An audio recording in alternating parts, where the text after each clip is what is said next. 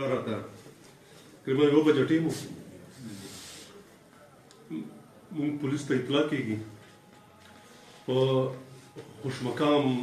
ځای کې محمد نیاز ولد ګلزمان رپورټ کوي چې یو کس نیولی دی هغه نوم دی محمد عمار ولد اجاز حسین ساکن لاهور کې اوسېږي خو هغه چې دی اصلي اوسېدونکی چې دی هغه دی پاکستان دی د ده یوه ماشومه لور دی 3 ساله مدیه هغه دا کوم ځناورنما انسان چې دی د دې ریپ کوشش کولو چې دوی په ورغلي دي یو د محمد نیاز ورور دی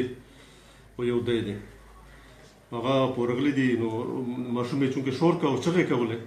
هغه په ورغلي دي الوتلي دي نو دوی به منډه کړې دي په موټرسایکل باندې خو نیولی دی په موقع یې نیولی ده موټرسایکل ورسره برآمد دی دی مونږ باقاعده ګرفتار کړی اف آی آر چک شوی دی ډاکټري رپورټ د اف آی آر په حق کې دی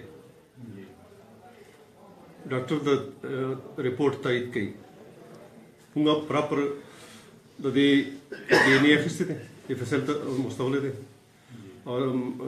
رپورټ یې اندر راغلی انتظار کوو ډاکټر فی الحال ډاکټر چې کوم مونږ کوو انیشلی ډاکټر د دې حق کې دی چې دا شوي دي ریپ شوي مونږ دفعه مخکې